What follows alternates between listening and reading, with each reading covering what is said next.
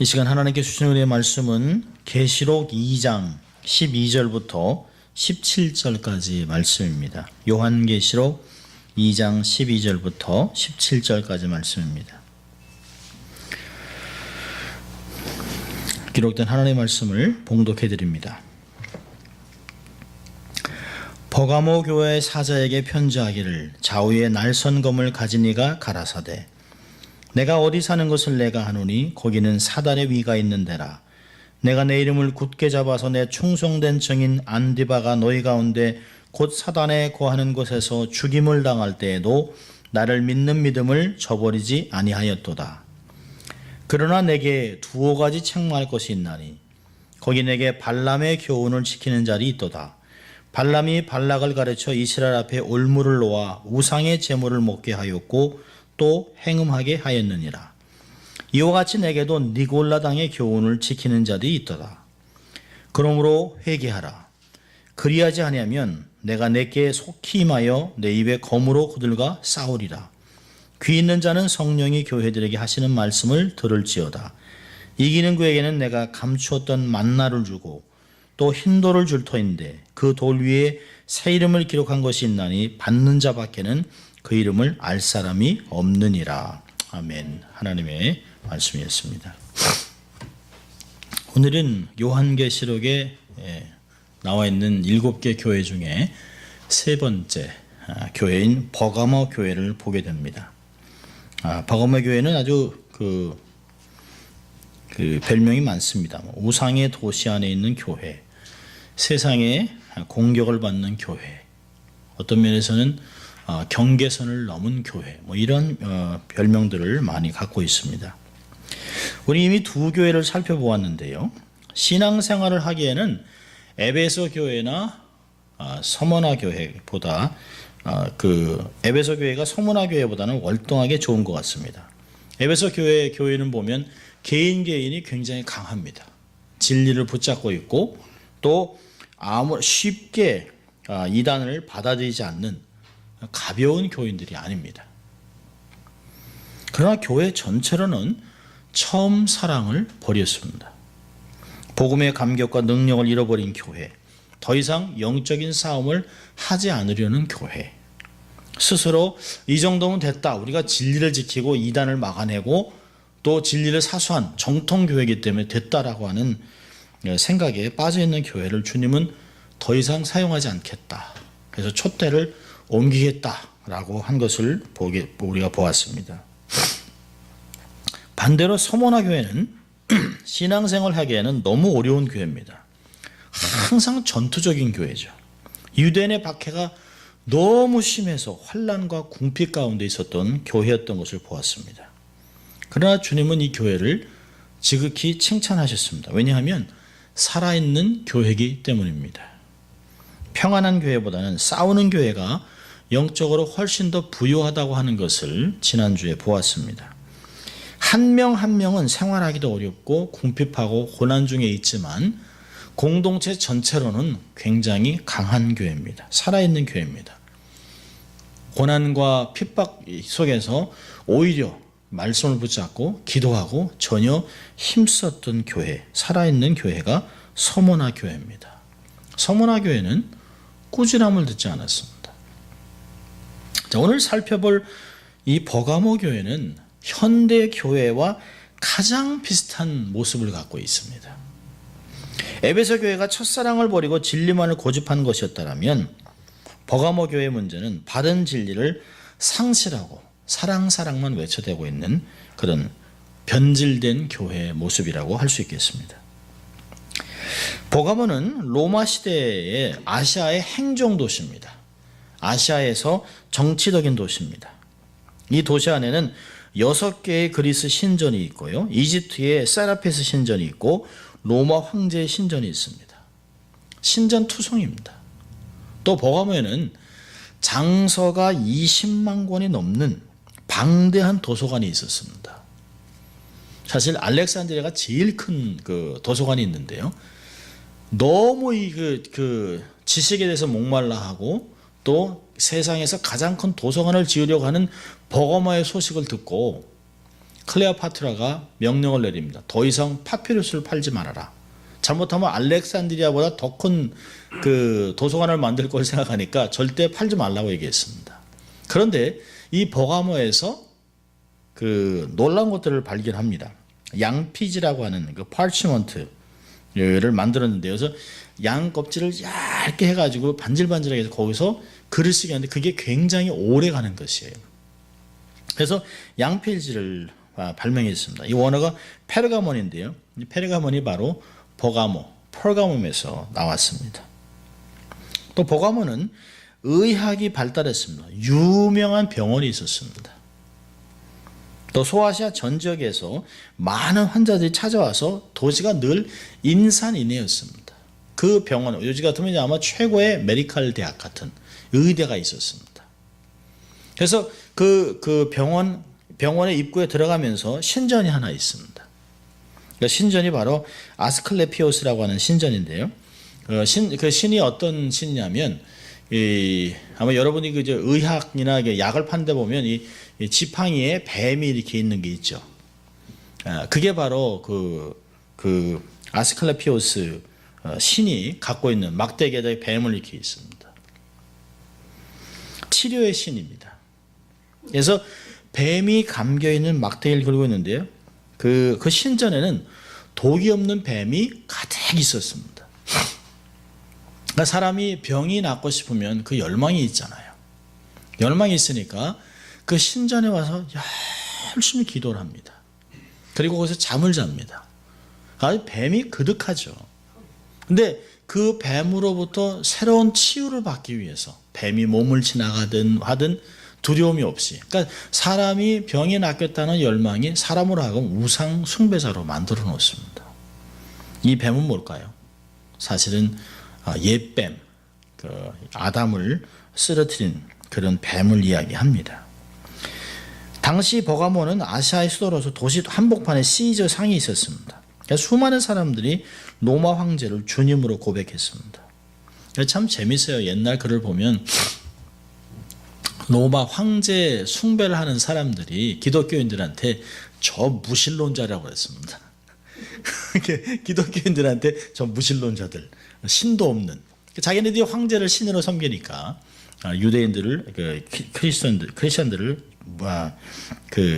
무신론자라고 얘기했습니다. 그러니까 이 사실 그리스도인들은 우상 숭배가 가득하지요. 또 그 신전의 제사를 계속 드리기 때문에 하루 종일 1년 내내 신전에 드리는 짐승 태우는 연기로 온 도시 버가모가 연기로 가득했다고 그 역사가는 기록하는 걸 보면 기독교인들이 살기가 얼마나 힘들었을까요? 이 버가모는 큰 도시가 아닙니다. 에베소는 50만 명이나 됩니다.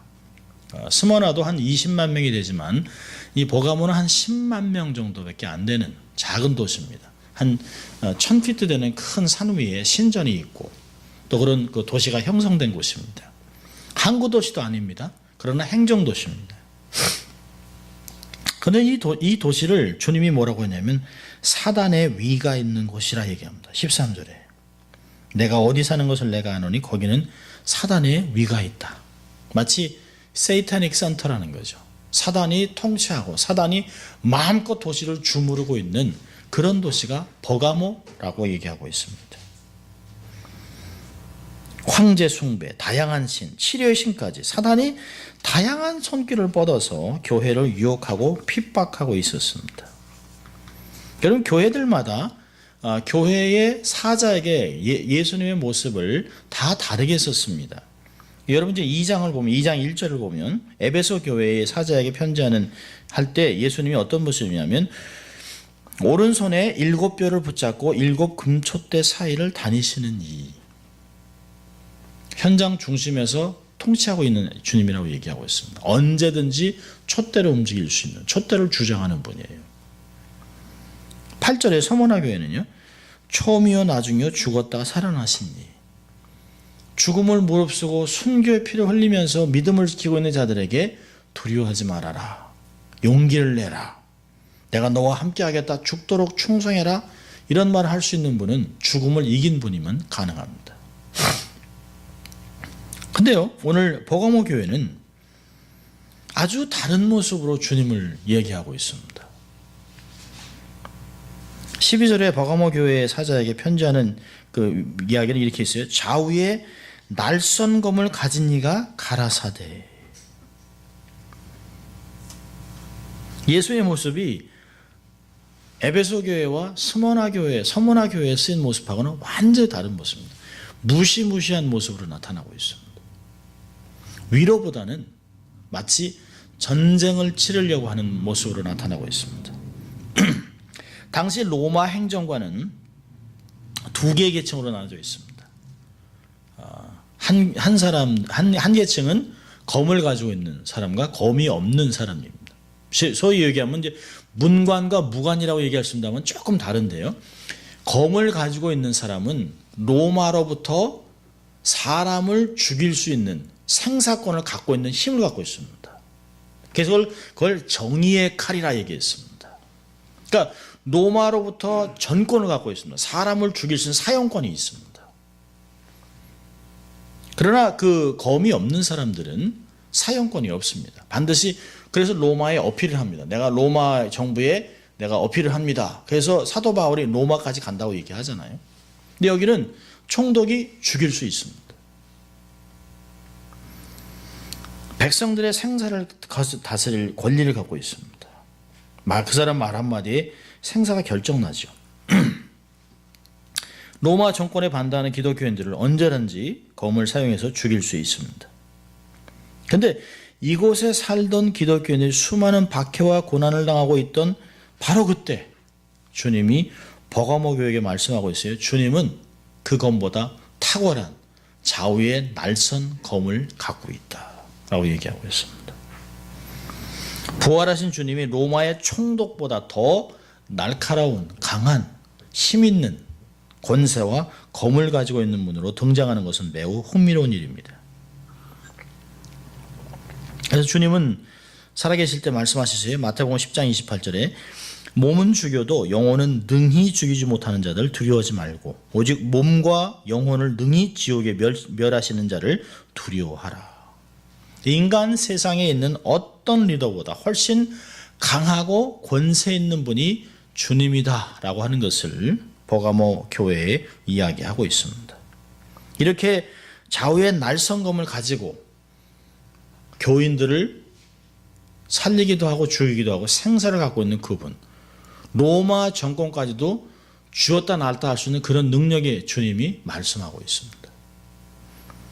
자, 주님이 교회를 평가하면서 칭찬과 꾸중을 다 하고 있습니다. 그러니까 버가모는 수많은 우상이 숭배되고 로마의 황제까지 하나님으로 숭배하던 곳이기 때문에 강요받는 곳이기 때문에 참 어려운 상황에 있었습니다. 이와 같은 환경 속에서 예수의 이름을 굳게 잡고 순교의 신앙을 가진 사람들이었습니다. 그 믿음을 지키려고 하다가 안디바가 죽습니다. 세상과 타협하지 않고 죽어가는 사람이 있습니다. 그럼 그 반면에 무서운 순교의 포 앞에서 대다수의 믿음을 지키는 가운데 슬그머니 두려워서 타협하는 사람이 생겨납니다. 그 틈을 타고 교회의 뒷문이 열리는 거예요. 교회의 옆문이 열립니다. 그리고 니골라당의 교훈이 교회로 들어옵니다. 순교를 당할 때는 정말 나도 주를 위해 죽겠다라고 하는 마음을 갖지만 전쟁을 치를 때는 다 일치단결하지만 모르게 죽을 필요가 있겠냐라고 타협이라고 하는 것이 들어오면 교회 문이 빗장이 열려요. 그 사람들이 거기에 동의하기 시작합니다. 꼭 죽을 필요가 뭐 있냐. 그런다고 내가 주님을 배반하는 것도 아니잖아. 그렇게 한다고 내가 황제를 쫓아가는 것도 아니잖아. 라고 하는 것입니다. 먹고 사는 게 중요한 것이 라고 하는 타협하는 세속화됨이 교회 안에 나타나기 시작하는 것입니다. 자, 믿음을 지키는 자들이 있어요. 13절을 보면 13절을 같이 읽습니다. 내가 어디 사는 것을 내가 아노니 거기는 사단의 위가 있는 데라. 내가 내 이름을 굳게 잡아서 내 충성된 증인 안디바가 너희 가운데 곧 사단에 거하는 곳에서 중임을 당할 때에도 나를 믿는 믿음을 저버리지 아니하였도다. 예. 버가모 교인들은 안디바가 순교당하는 극한 핍박 속에서도 믿음을 지켰어요. 안디바는 아마 버가모 교회의 목회자였을 것이에요. 기록에 의하면 그 도미티안 황제 때 그 안디바를 잡았습니다. 그리고 얘기했습니다. 쿠리오스 카이사라고 외치면, 가이사가 주다라고 외치면 살려주고, 또 그 쿠리오스 예수가 주다라고 하면 죽이겠다라고 얘기했습니다. 근데 안디바가 예수는 주라고 고백했습니다. 그 기록에 의하면 큰 솥을 만들어 놓고 밑에 불을 떼었습니다. 그리고 그 뜨거운 솥에 사람을 로스트해서 죽였다는 거예요. 근데 그것을 자기의 교회 담임 목회자들이 죽어가면서 피눈물 쏟으면서도 자기의 목회자가 믿음을 지키는 걸 보고 이 버가모 교인들은 순교를 각오했습니다. 얘기하잖아요. 여기서 버가모 교회는 순교를 경험했어요. 내 눈앞에서 내가 사랑하는 동역자가 죽습니다. 성도들은 이런 엄청난 핍박 속에서도 믿음을 지켰어요. 여기서 얘기하잖아요. 내 이름을 굳게 잡았다. 또요, 나를 믿는 믿음을 저버리지 않았다. 그러니까 목숨을 부지하기 위해서 주님을 부인하지 않고 오히려 주 이름을 굳게 붙잡았다는 것이에요. 여러분, 믿음은 무엇을 붙잡고 있느냐에 중요한 것입니다. 자, 그런데 동일한 단어를 쓰고 있습니다. 여기에 이름을 굳게 잡았다라고 하는 13절의 단어와 14절과 15절에 교훈을 지키는 자들, 또 15절에 니골라당의 교훈을 지키는 자들이 동일한 단어예요. 발람의 교훈을 굳게 잡는 자들, 15절에 니골라당의 교훈을 굳게 잡는 자들이 있다라고 하는 것이에요. 신앙은 보면 그래서 사람들이 양다리를 걸치려고 하는지 몰라요. 근데 우리의 믿음은 내가 무엇을 붙잡고 있느냐, 무엇을 거부하느냐의 색깔이 완전히 드러나게 되어 있다는 것이에요. 자, 14절과 15절은 믿음을 지킨 자들이 아닌 변절자들을 이야기합니다. 이 본문에서는 버가모교에게 너희들이라고 얘기합니다. 그러나 너희들 중에 내가 꾸짖을 자들이 있다라고 얘기하고 있습니다. You and them 이라고 얘기하고 있습니다. 너희들과 그들은 어떤 사람입니까? 자, 14절과 15절 같이 읽습니다. 그러나 내게 두어 가지 책망할 것이 있나니 거기 내게 발람의 교훈을 지키는 자들이 있도다. 발람이 발락을 가르쳐 이스라엘 앞에 올무를 놓아 우상의 제물을 먹게 하였고 또 행음하게 하였느니라. 이와 같이 내게도 니골라당의 교훈을 지키는 자들이 있도다. 예, 그렇습니다. 굳게, 사실 동일한 단어, 굳게 잡았다라고 하는 동일한 단어를 쓰고 있는데 이들은 목숨을 부지하기 위해서 예수님의 이름을 놓고 다른 교훈을 붙잡았다는 것이죠. 이런 버가모 교회 안에는 출애굽한 이스라엘을 우상 숭배와 음란으로 인도했던 발람의 교훈이 이제는 니골라당의 교훈이라고 하는 옷으로 입고 둔갑해서 나타났습니다. 성도들을 미혹해서 세속화시켰어요. 사단은 늘 동일한 수법을 동원해서 교회를 무력화합니다. 시대마다 다른 옷을 입고 나타나요. 그리고 교회를 미혹하고 결국에는 두 가지로 무너뜨리는데요. 영적인 음행, 육적인 음행입니다. 그걸 우상 숭배와 음행이라고 얘기합니다. Idolatry and sexual immorality. 발람의 교훈을 지키는 자들, 발람의 교훈을 굳게 잡은 자들이 있어요. 그럼 발람은 누굽니까? 발람은 부돌 사람입니다. 신명기 23장 4절과 5절을 보면 이 사람은 부돌 사람으로 메소포타미아에서 유명한 주술사입니다. 솔서러입니다. 그러니까 돈을 받고 예언을 해주는 사람이에요. 점쟁입니다. 근데 이 점쟁인데요, 탁월해요. 하나님에 대해서도 아주 잘 알고 있습니다. 그러니까 이스라엘이 출애굽을 하고 한 2년쯤 됐을 때 이들이 계속 승승장구하고 갑니다. 그러니까 이 모압 땅 뭐 이런 암몬 족속들이 굉장히 두려워합니다. 가나안 족속들도 그들이 결국 가나안 땅을 행하고 있다는 걸 알기 때문에 굉장히 두려워합니다.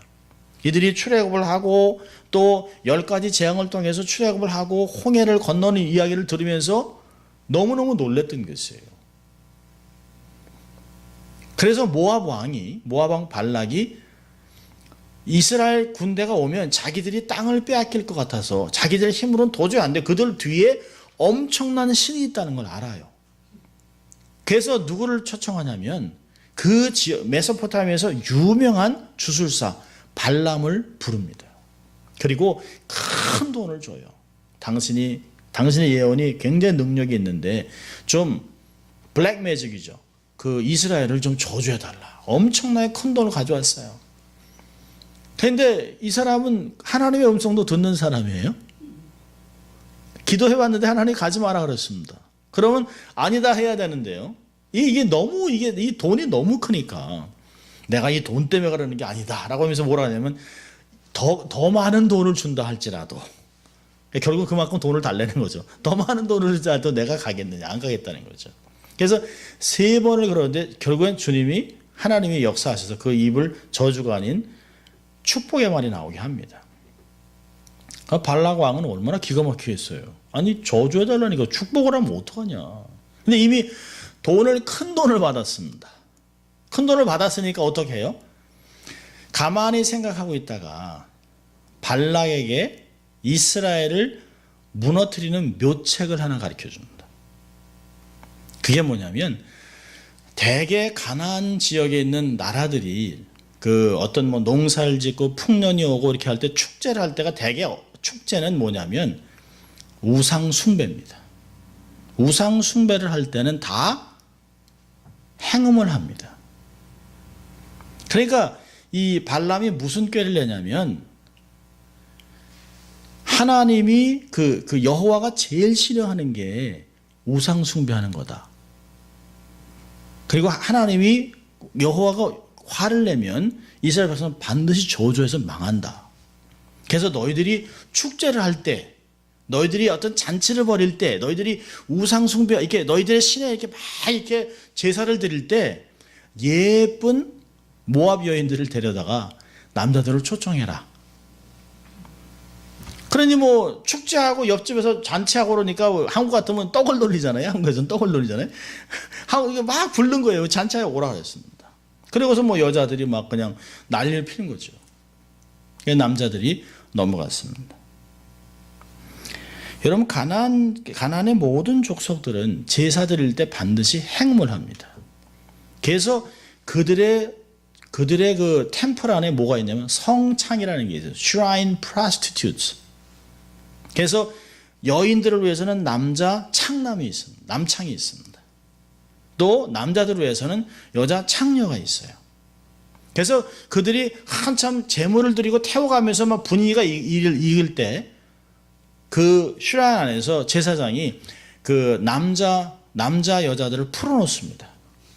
그 자리에서 행음을 하는 거예요. 성관계를 합니다. 그러면 그들이 믿기로는 그들의 신이 이렇게 보고 있다가 그들의 신이 막 흥분을 해서 땅에 비를 내린다는 것이에요. 그게 뭐예요? 정액을 뿌린다는 거예요. 그러니까 많이 행음을 하면, 많이 성관계를 맺으면 훨씬 더 신이 좋아할 거라고 믿는 것이에요. 그래서 하나님이 그들에게 그렇게 가나안 족속과 관계하지 말라 그런 것이에요. 여인을 데려와서 며느리 삼지 말아라. 또 너희도 며느리로 주지 말아라 그런 것입니다. 자, 그런데요. 민수기 25장 1절부터 3절을 보면 이런 말이 나옵니다. 이스라엘이 시딤에 머물러 있다가 그 백성이 모압 여자들과 음행하기를 시작하니라. 그 여자들이 신들에게 제사할 때에 백성을 청함에 백성이 먹고 그들의 신들에게 절함으로 이스라엘이 바알볼에게 부속된지라. 여호와께서 이스라엘에게 진노하시니라. 하나님이 여러분들 시체를 창에 매서 하늘을 베고 제물로 드리라는 거예요. 비느하스가 창으로 찍어 죽이지 않았으면 이스라엘에 얼마나 많은 사람이 죽을지 몰라요. 그 흠행하고 우상의 제물을 먹는 순간 연병이 돌았습니다. 2만 4천 명이 즉사합니다.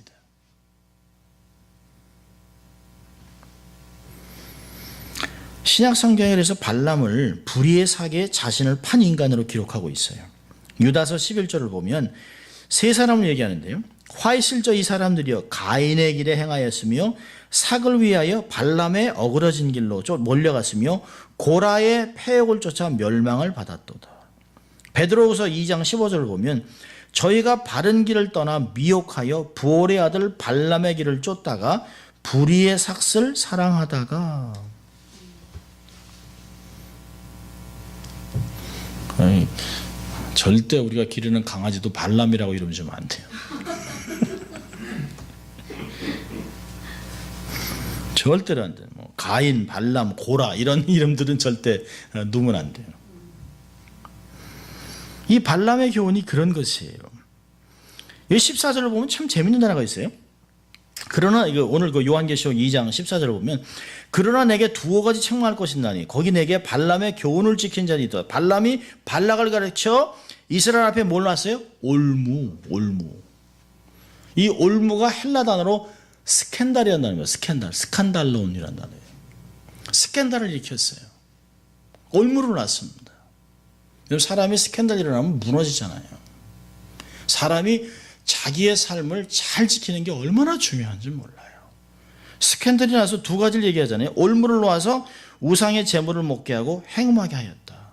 근데 이게 그대로 이 발람의 교훈이 니골라당의 교훈으로 둔갑해서 나타난 것이에요.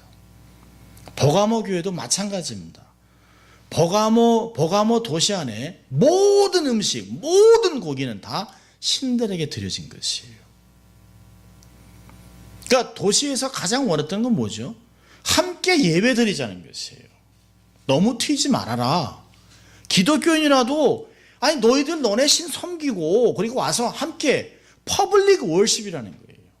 모든 사람이 다 버가모에 사는 사람이라면 다 황제를 숭배하고 다 고기를 드리고 다 같이 나눠 먹자는 거예요. 그리고 행음하는 것이에요. 여러분 니골라당이 뭘까요? 니골라는 초대교회의 집사 중에 하나입니다. 여러분 사도행전 6장을 보세요. 사도행전 6장을 보면 사도행전 6장 5절을 보면 교회가 굉장한 빠른 속도로 부흥할 때 교회가 행정적인 문제가 일어나요. 그래서 사도와 사도들이 말씀과 기도에 전념하기 위해서 충성된 일꾼 7명을 뽑습니다. 사도행전 6장 5절 보면 온 무리가 이 말을 기뻐하여 믿음과 성령에 충만한 사람 스데반과 또 빌립과 브로고로와 니가노르와 디몬과 바메나와 유대교에 입교한 안디옥 사람 니골라를 택했습니다. 그 니골라는 원래 헬라인이죠. 유대교로 가서 하나님께 가서 교회에서 집사로 지금의 집사가 아닙니다. 여기 있는 집사는 거의 목회자 수준입니다. 이 사람이 얘기했어요. 이 사람의 믿음과 성령이 충만한 사람이에요. 특별히 3절 뭐랍니까? 형제들아 너희 가운데 성령과 지혜가 충만하여 칭찬 듣는 사람 7을 택해라.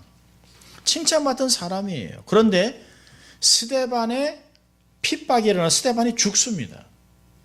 스데반이 죽고 나서 빌립은 성령이 이끌려서 말씀을 전하러 가고 다 가는데 이 니골라만 숨어 있습니다. 숨어 있으면서 결국은 신학이 변절이 돼요. 이 니골라는 유대교의 개정한 안디옥 사람인데요. 영지주자로 변합니다. 육은 악하다. 영만이 선하다. 그래서 내가 구원받았다면 내 영이 구원을 받았다면 육신으로 어떤 행위를 해도 상관없다. 그래서 죄의식을 못 느끼는 거예요. 요즘에 소위 얘기하는 구원파들입니다. 구원파들. 육의 소원대로 어떻게 살아도 상관이 없다는 거예요. 그러니까 그리스도인들은 은혜로 보호받기 때문에 무슨 일을 해도 죄가 되지 않는다. 그리스의 철학과 사상을 기독교 생활에 옷 입히려 했어요. 그리고 황제 숭배는 애국의식이라는 거예요. 이거 국민의식. 이거 옛날 우리 한국에서 듣던 얘기 아닙니까? 일제시대 때. 국민의식이에요. 우상숭배가 아니라는 거예요. 그래서 느갈로당은 신과 우상과 로마 황제 숭배에 참여하고 승려들과 성관계도 맡고 문란한 생활을 가리키면서 사단의 종파로 간주됐습니다. 그러니까 예수 믿는다고 하면서도 세상의 단물은 다 빨아먹는 거예요. 타락한 기독교. 요즘 같으면 개덕교가 된 거죠. 개덕교가. 스스로. 요즘으로 이렇게 표현을 한다면 교회 다니면서 술집에 다녀도 믿음이 없어지는 것도 아닌데 사람을 죽이는 것도 아니고 동성애도 하나의 성적 취향인데 뭐 이렇게 자꾸 정죄합니까? 정죄하지 말자. 사업하다가 안 되면 부당한 방법을 동원해서도 망하면 안 돼야지. 계약을 성취시키고 자식들 시집 보낼 때 정말 사주팔자 궁합 다 따져서 날짜 다 찍고 관계 안에 세상 사람들에게 상처 주고 싶지 않고 자극하지 않고 관계가 깨지는 게 싫어서 모나기 싫어서 둥글둥글하게 살아가는 게 지혜라고 생각합니다. 복음의 본질을 잃어버린 지 오래됐죠. 교회는 더 이상 교회가 아닌 세상이 되어버렸습니다. 교회는 세상이 줄 수 있는 것을 주는 것이 아니에요. 어떤 면에서는요, 예수 믿지 않는 사람이 교회에 들어오면 다르다라고 느껴야 되는 거예요. 세상하고 똑같아. 그러면 우리 교회는 정말 문제 있는 거예요. 자, 이런 상황이 있습니다. 이 정말 순교피가 확 뿌려졌습니다. 이때 거의 다 대부분은 주님, 내가 주를 위해 순교하겠습니다 라고 하는 부류가 있었지만 한쪽에서는 서서히 물들어가고 있었습니다. 그래서 주님이 뭐라고 얘기합니까? 16절에 그러므로 회개하라. 회개하지 않으면 내가 내게 속히 와서 내 입의 검으로 그들과 싸우리라. 누구랑요? 회개하지 않는 니골라당의 교훈을 잡고 있는 자들을 주님이 대적하겠다고 얘기하고 있습니다. 여러분, 주님이 회개를 촉구하는 대상이 불신자가 아니에요. 3장에 나와 있는 밖에서 두드리노니 하고 하는 것도 불신자들에게 하는 게 아니에요. 전도 때 사용하는 게 아닙니다. 여기서 회개하라 하는 것은 이미 예수를 믿었는데도 변절한 사람, 본질을 잃어버리고 변질된 자들에게 이야기하는 것이에요. 1차적으로는 교회 안에서 타락한 자들에게 회개하라고 얘기하는 것이지만 더 넓게 본다면 타락한 자들을 그냥 놔두고 분명히 잘못하고 행음하고 우상숭배하고 황제숭배하고 그리고 다니는 교인을 그 사람 마음이 상할까 봐 그대로 두고 있었던 버가모 교회 공동체 전체를 주님이 회개하라고 얘기하는 것이에요. 복음과 세상을 적당히 섞어서 타협하는 형제자매를 무조건 눈 감아주고 그것이 사랑이다. 아니죠. 그렇지 않죠. 그건 사랑이 아니라 그냥 센티멘탈입니다. 공의가 없는 사랑은 그냥 센티멘탈한 것이에요. 주님은 속히 와서 회개치 않는 자들을 입의 검으로 싸우겠다 경고하고 있습니다. 교회 안에서 계속 죄를 짓고 회개하지 않는 사람이 있다면 반드시 정당한 절차를 거쳐서 반드시 징계해야 합니다. 교회의 거룩을 위해서, 하나님의 영광을 위해서 권징해야 합니다. 여러분, 그렇지 않기 때문에 세상에 뭐라고 얘기하는지 아세요? 저런 사람도 교회 나가? 저런 사람이 교회 없나 안 간다. 그러지 않습니까? 여러분, 교회가 완벽하라는 건 얘기하는 게 아니에요. 그러나 적어도 우리의 머리 대신 예수 그리스도가 거룩하고 영광스러운 분이라면 그분의 명령을 따르는 모든 교회의 몸은 최소한 거룩을 위해서 정결하게 있어야 된다는 것이에요. 우리가 여러분 더러우면 손을 씻잖아요. 손가락 하나 더럽다고 그냥 놔두고 안 씻지는 않잖아요. 씻잖아요. 그 이야기는 뭘까요? 온 교회가 한 몸이라는 거예요. 한 몸. 한 파트를 다 감당하고 있다는 것이죠. 여러분 여기서 검이라고 하는 말은 옛날부터 있었던 말씀이에요. 구약에서 이미 종의 노래인 이사야 49장 2절에 예수님이 나타나서 어떻게 할 것에 대해서 얘기했어요. 49장 2절에 보면 내 입을 날카로운 칼같이 만드시고 나를 그 손 그늘에 숨기시며 나로 마광한 살을 만드사 그 전통에 감추시고, 이미 구약에 예언되어 있는 말씀이에요. 바울은 하나님의 말씀을 성령의 검이라고 했어요. 히브리서 4장 12절에서는 좌우의 날선 어떤 것보다 예리하다고 말하고 있습니다. 자, 여러분 계시록 19장을 가보겠습니다. 주님의 입으로서 나오는 검이 도대체 얼마나 무시무시한가를 계시록 19장에 기록하고 있습니다. 계시록 19장 14절부터 21절 조금 깁니다만은 그걸 우리가 한번 다 읽어볼 필요가 있어요. 같이 읽습니다. 하늘에 있는 군대들이 희고 깨끗한 세마포를 입고 백마를 타고 그를 따르더라. 그의 입에서 이한 검이 나오니 그곳으로 만국을 치겠고 친히 저희를 철장으로 다스리며 또 친히 하나님 곧 전능하신 이의 맹렬한 진노의 포도주를 밟겠고 그 옷과 그 다리에 이름 쓴 것이 있으니 만왕의 왕이요 만주의 주라 하였더라. 또 내가 보니 한 천사가 해에 서서 공중에 나는 모든 새를 향하여 큰 음성으로 외쳐 가로되 와서 하나님의 큰 잔치에 모여 왕들의 고기와 장군들의 고기와 장사들의 고기와 말들과 그 탄자들의 고기와 자유한 자들이나 종들이나 물온대소하고 모든 자의 고기를 먹으라 하더라. 또 내가 보매 그 짐승과 땅의 임금들과 그 군대들이 모여 그 말탄 자와 그의 군대로 더불어 전쟁을 일으키다가 짐승이 잡히고 그 앞에서 이적을 행하던 거짓 선지자도 함께 잡혔으니 이는 짐승의 표를 받고 그의 우상에게 경배하던 자들을 이적으로 미혹하던 자라. 이 둘이 산채로 유황불 불에 못해 던져지고 그 나머지는 말탄 자의 입으로 나오는 검의 죽음에 모든 새가 그 고기로 배불리더라. 예, 말씀의 검으로 다 죽는다는 거예요. 여러분 버가모 교회가 잊은 게 뭡니까? 세상에서 오는 핍박은 두려워했는데 하늘에서부터는 하나님의 징계는 잊어버렸어요. 무서운 하나님의 심판은 잊어버렸습니다. 여러분 세상의 핍박이 무섭습니까? 히브리서 10장 30절이에요. 살아계신 하나님의 손에 빠져드는 것이 무서울진저 세상에서 오는 것보다 더 무서운 심판이 위에서 오고 있다는 것을 버가모 교회가 잊어버렸습니다. 얼마나 안타까운지 몰라요. 너무너무 안타깝습니다. 주님이 검을 가지고 계신 모습은 버가모 교회를 위협하는 칼의 힘을 능가하는 최종적인 심판의 권한을 갖고 있다는 것이에요.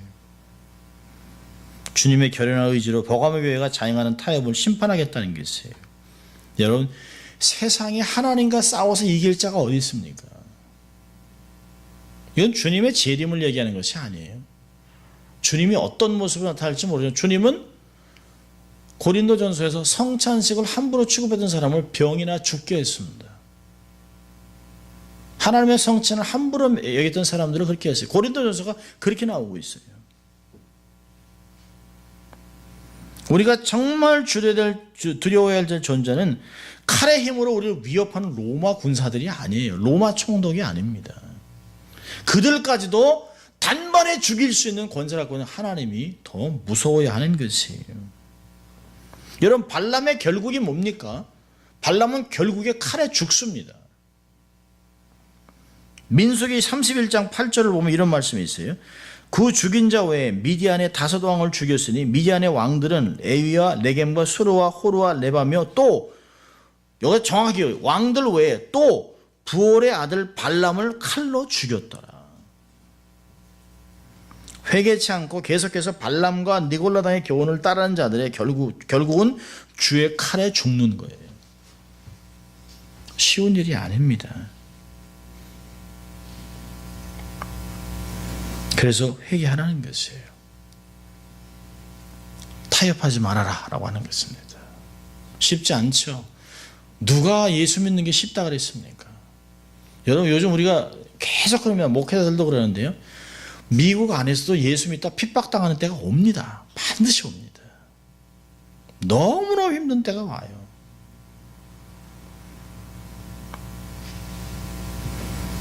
어느 회사가 딜리버리맨한테 술을 날리라고 그랬다가 싫다고 그래가지고 파이어 당했어요. 아니 주인이 그 오너가 시키는 거 안 하면 딜리버리맨이 당연히 딜리버리를 해야죠. 트럭 운전사가. 근데요, 자기가 무슬림이기 때문에 나는 술 나르는 걸 반대했다.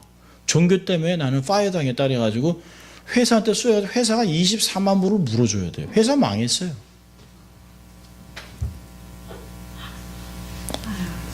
도대체 미국이 어떤 나라인지 모르겠습니다.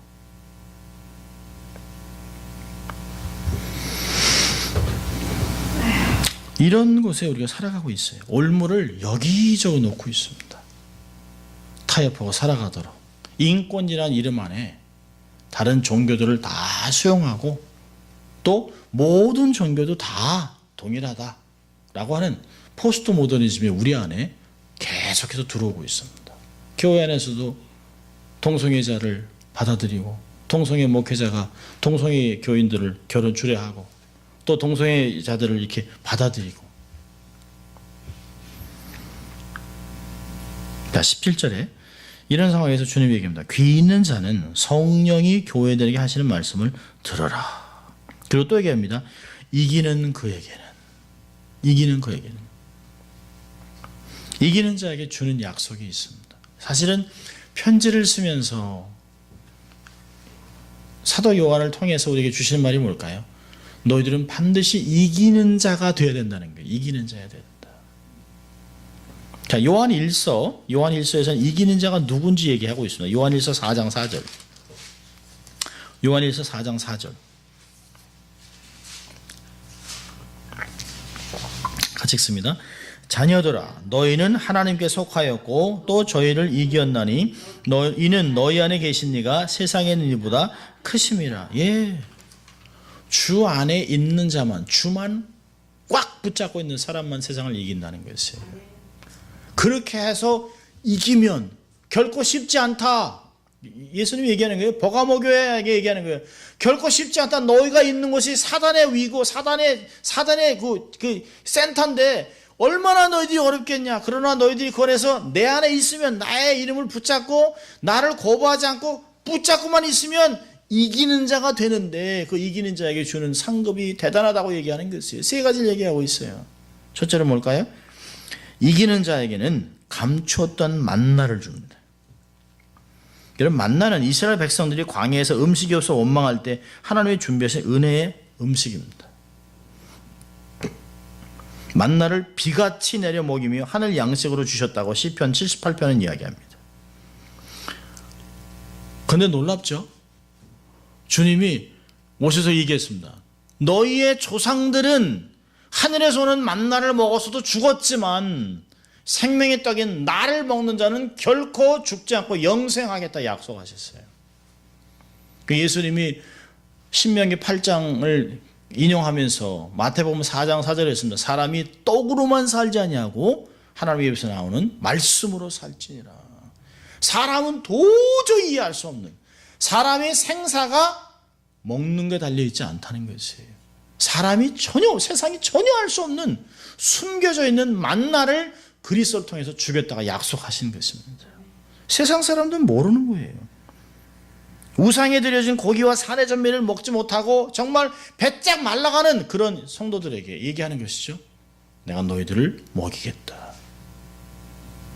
세상이 전혀 알 수 없는 숨겨져 있는 만나를 너희들에게 먹이겠다고 약속하고 있습니다. 감췄던 만나. 두 번째는요, 흰돌을 주겠다고 합니다.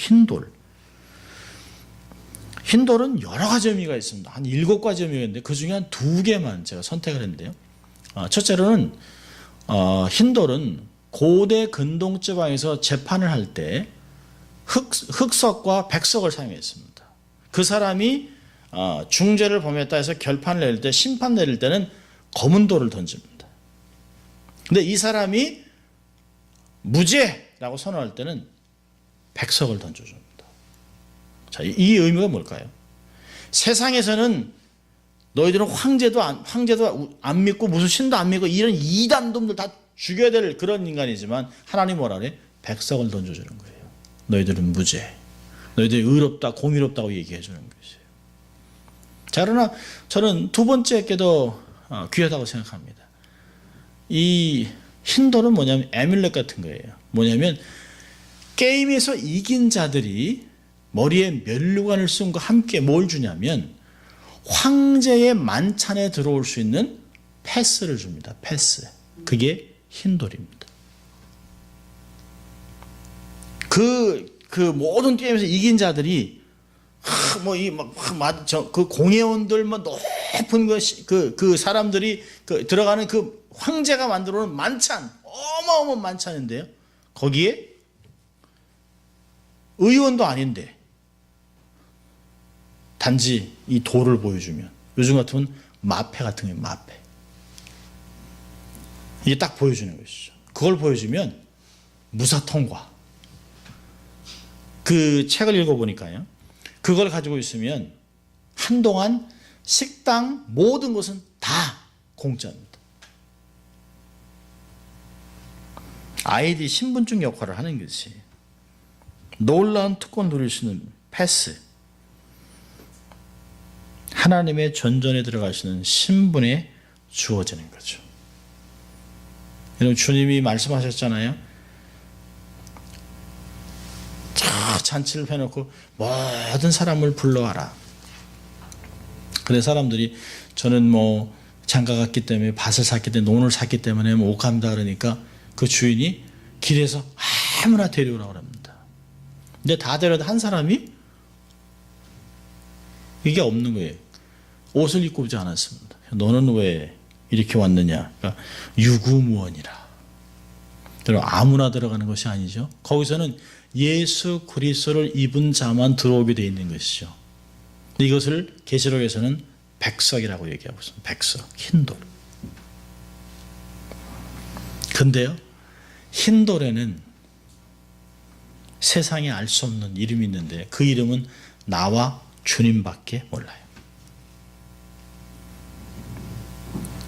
이거를 새 이름이라고 얘기합니다. 그 돌 위에 새 이름을 기록한 것이 있나니 받는 자밖에는 그 이름을 알 사람이 없느니라. 새 이름은 변화된 삶을 사람이 갖는 새 신분을 이야기합니다. 구약에서 아브라함이 믿음의 조상으로 아브라함으로 되는 그런 것입니다. 저는 가만히 생각하면서 이게 뭘까라고 생각하다 아마 애칭이라고 저는 생각합니다. 애칭.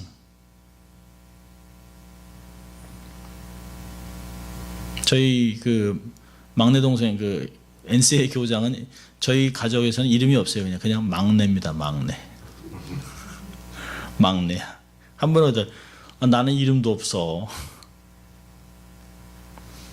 근데 저희 집에서 저희 형제들 얘기할 때 막내는 하면 다른 사람은 몰라요. 누가 막내인지 모르지만 우리는 압니다.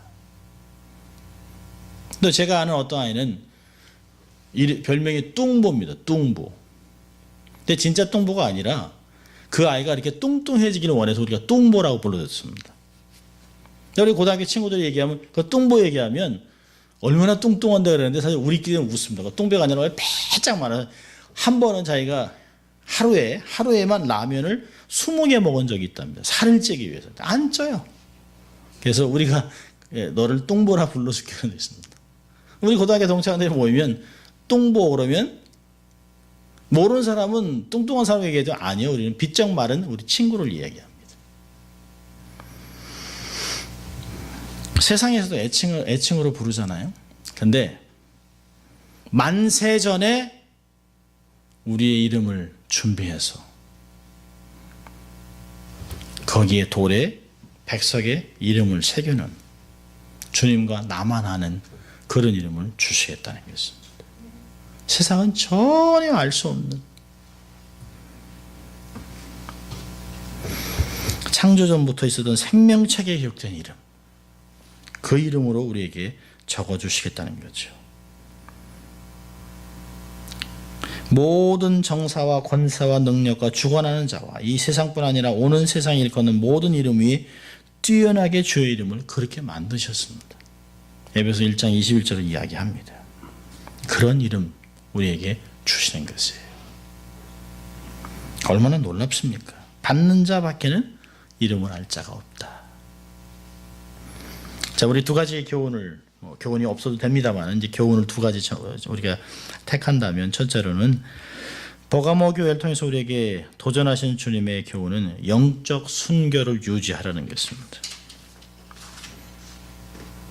거룩한 신부로 살아가는 것이에요. 혼합된 신앙을 거부하고 본질에 충실하는 것입니다. 결코 세상에서 주는 어려움과 불편 때문에 양다리 걸치고 살아서는 안 돼요. 영혼을 생각하면서 지금 잠시 겪는 어려움을 견디자는 거예요. 죽기밖에 더 하겠습니까? 죽으면 천국인데 죽기밖에 더 하겠어요? 우리가 가끔 그러잖아요. 죽기 아니면 까무러치기. 죽기밖에 더 하겠어요? 어떻게 하면 영적 순교를 유지할 수 있을까요? 마음과 생각을 지키는 게 첫걸음입니다.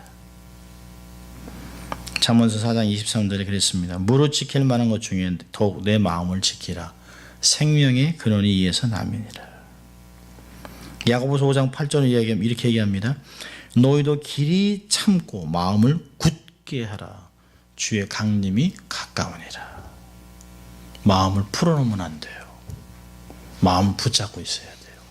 베드로전서에서는 마음의 허리를 동이고 라고 1장 13절은 이야기합니다. 영적 순결은 손을 놓으면 무너지는 것이에요. 마음을 풀어놓으면 무너집니다. 우리의 순결은 여기서부터 무너지는 것이죠.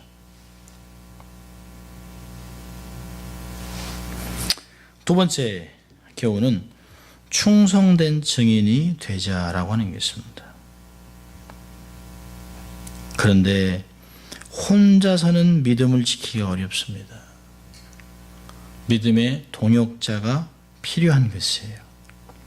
디모데후서 2장 22절에서는 이럽니다. 내가 청년의 정욕을 피하고 주를 깨끗한 마음으로 부르는 자들과 함께 의와 믿음과 사랑과 화평을 쫓으라. 곁에 사람들이 필요합니다. 곁에 믿음의 동역자들이 필요한 것이에요. 속지 마십시오. 아무나 사귀어서는 안 돼요. 고린도전서 15장 33절 이렇게 얘기합니다. 속지 말라. 악한 동무들은 선한 행실을 더럽히나니. 아무나 사귀면 안 돼요. 예수 믿는 사람은 막 다른 종교, 타종교 전도하기 위해서는 몰라도요. 타종교를 믿는 영생에 약속이 없는 사람들과 삶을 나누면 안 돼요. 서로를 격려하고 채찍질해 줄 수 있는 믿음의 동료들과 신앙생활을 해야 합니다. accountability. 나의 잘못을 지적해 줄 사람이 필요해요. 일반 성도뿐만이 아닙니다. 왜 목회자들도 실족할까요? 내 삶에 지적해 줄 칼을 갖고 있는 사람이 없어요. 여러분, 오냐 오케이 하는 건 좋은 친구가 아닙니다. 정색할 필요가 있어요. 버가모교 얘기했잖아요. 그런 사람들을 딱 정리하라는 거예요. 주님께서. 그를 죽이자는 게 아니죠. 그를 살리기 위해서 회개하도록 권면하는 게 권면하는 것입니다. 많은 목회자들이 실족하면서 그들이 나중에 고백하는 게 뭘까요? 자기의 삶을 채찍질해줄 스승이 없었더라고 얘기합니다. 그게 슬픔이죠. 이제는 스승을 찾아다니던 이제 나이가 이제는 스승이라고 찾아오는 젊은 목회자들이 있습니다. 두렵습니다. 사실은.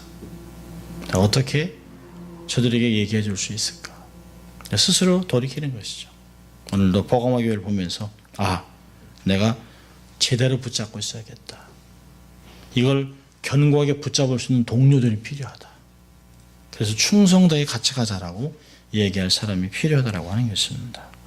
오늘도 이 버가모 교회를 통해서 이렇게 주시는 교훈들을 잘 마음에 새기면서 주님 이 마지막 때 우리 이러한 삶을 살아갈 수 있도록 우리를 지켜주시옵소서라고 살아가는 여러분 될 수 있기를 주의 이름으로 축원합니다. 기도하겠습니다.